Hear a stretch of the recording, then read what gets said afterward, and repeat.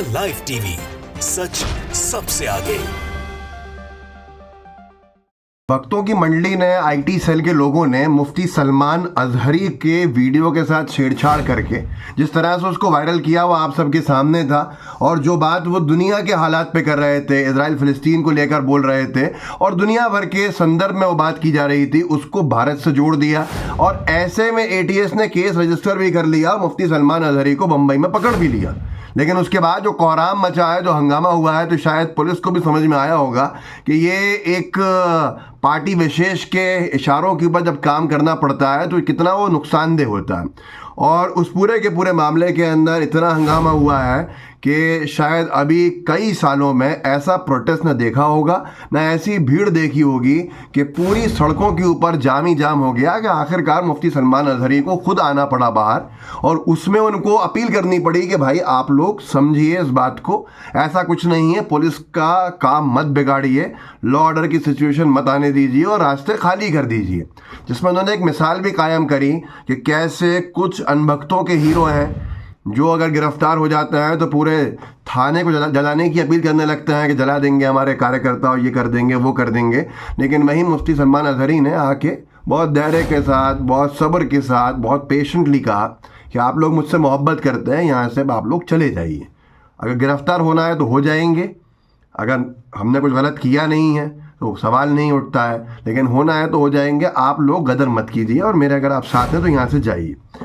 मैं आपको कुछ चीज़ें बताता हूँ कि कैसे उनके जो एडवोकेट हैं एएनआई ने लिखा है कि वाहिद शेख जो उनके लॉयर हैं मुफ्ती सलमान अजहरी के, उनको एक हेट स्पीच केस के में बुक किया गया।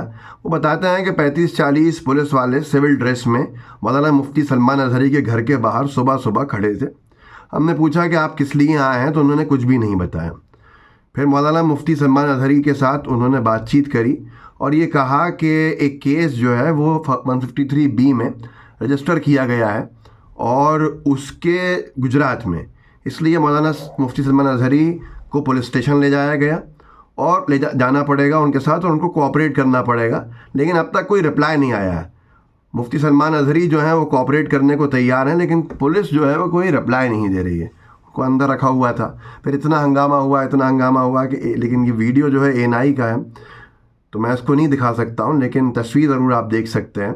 इस तस्वीर में मुफ्ती सलमान अजहरी, एक बहुत बड़ी भीड़ है सामने, उनको बाहर निकल के आना पड़ा और वहाँ पे पुलिस ने उनको माइक दिया और ऐलान करा उन्होंने कि आप लोग सब जो हैं वो मेरे लिए यहाँ पर आए हैं। मैं ना तो कोई क्रिमिनल हूँ और ना ही मुझे किसी क्राइम के तहत यहाँ लाया गया है, और जो रिकॉर्ड इन्वेस्टिगेशन है वो ये लोग कर रहे हैं और मैं भी इनके साथ कोऑपरेट कर रहा हूँ। और अगर गिरफ्तारी मेरी किस्मत में है तो मैं गिरफ्तार होने को तैयार हूँ। आप सब जो मुझसे मोहब्बत करते हैं, जिस वीडियो में कहते दिखाई देंगे, आप सोशल मीडिया पे देख सकते हैं, आप सब जो मुझसे मोहब्बत करते हैं हाथ उठाइए। सब ने हाथ उठाया। उन्होंने कहा अब आप सब लोग यहाँ से चले जाइए, इस रास्ते को खाली कर दीजिए, इस रास्ते के ऊपर भीड़ मत कीजिए। अब मैं आपको दिखाता हूँ सुबह से किस कदर की भीड़ थी। एक फिरदौस फिज़ा करके हैं ट्विटर पे, उन्होंने डाला है कि थाने के बाहर दिन शाम से ही कैसी भीड़ थी कि मुफ्ती सलमान अजहरी की रिहाई की मांग। ये भीड़ देखिए आपको, इसी भीड़ को उन्होंने शाम में एड्रेस किया। देखिए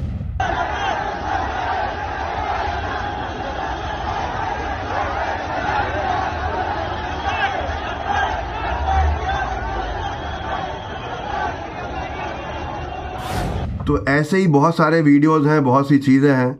और ये भी कह रहे हैं जो उनके वकील हैं एडवोकेट वाहिद शेख, जिसको नरगिस करके एक ट्विटर यूज़र ने डाला है कि मुफ्ती सलमान अजहरी साहब को लेकर बहुत बड़ा अपडेट, गुजरात एटीएस पुलिस मुफ्ती साहब को ले जा सकती है।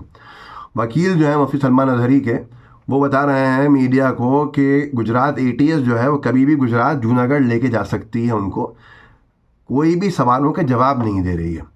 लेकिन हंगामा जो है वो इतना बाहर है कि वो ले जा नहीं सकते हैं। तो ये सारी की सारी चीज़ें जो हुई हैं इसके बाद से ही अच्छे खासा माहौल जो है वो तेज़ी के अंदर है।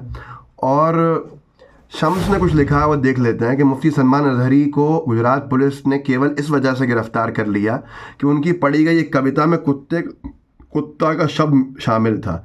जो उन्होंने कहा था, कुछ देर की खामोशी है फिर शेर आएगा, आज शोर आएगा, आज कुत्तों का वक्त है, कल हमारा दौर आएगा। मुफ्ती सलमान ने किसको कुत्ता कहा ये वाज़ेह नहीं है। दूसरी तरफ मुसलमान का नाम लेकर दिन रात गालियाँ दी जाती हैं और उनको कभी गिरफ्तार नहीं किया जाता। बड़ी महत्वपूर्ण बात कही है यार। जो उन्होंने बात कही है, जो उनका पूरा भाषण था, बयान था, जिसको लेकर आधार बनाया है तोड़ मरोड़ के, उसमें वो इज़राइल और फ़िलिस्तीन की लड़ाई को लेकर और दुनिया भर में जो मुस्लिम समुदाय के साथ जहाँ होता है कुछ या काटे जाने की बात कही जाती है, आईटी सेल वाले कहते हैं कि तुम काटे जा रहे हो, तो उन्होंने उसके ऊपर सफाई दी। और इज़राइल फ़िलिस्तीन की बात को लेकर यहाँ पर अनभक्तों ने, आईटी सेल के जो छिचोरे गिरे हुए लोग हैं, उन्होंने एडिट करके और ऐसा पेश किया जैसे वो भारत के खिलाफ कह रहे हैं, ताकि उनके खिलाफ केस हो सके। अब आप सुनिए वो वीडियो में क्या कह रहे थे, देखिए। दुनिया आज हमें ये टोचन मारती है, ताने मारती है, तुम अगर सच्चे हो तो इतने मारे क्यों जाते हो, तुम इतने काटे क्यों जाते हो, फिलिस्तीन में तुम्हारा कत्ल क्यों इतना ज्यादा, इराक में, शाम में, यमन में, फिलिस्तीन और अरब में, अफगान में, बर्मा में, हर जगह तुम काटे क्यों जाते हो। तो ये सारी की सारी चीजें हैं किस तरह से एक मुफ्ती सलमान अजहरी के बयान को तोड़ मरोड़ के पेश करके गिरफ्तारी करा दी जाती है। वहीं अनभक्त और नफरतबाज टी राजा सिंह जैसे लोग, या न जाने कितने आज की तारीख में पड़े हुए हैं, ये न जाने कितनी भद्दी भद्दी गालियाँ मुस्लिम समुदाय को नाम लेके दे रहे हैं। मुस्लिम समाज के ऊपर रात दिन इस तरह के बयानबाजी करते हैं। नरसंहार तक की बात की जा रही है, उसके बावजूद भी कोई गिरफ्तारी नहीं है।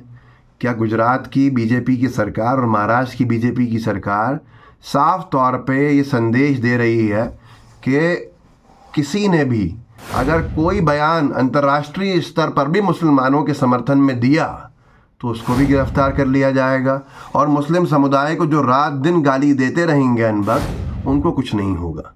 ये बड़ा विषय है जिसको गंभीरता से लेना चाहिए। इस वीडियो को आगे बढ़ाइएगा, लोगों को आप जागरूक ज़रूर कर सकते हैं तो कीजिएगा ज़रूर।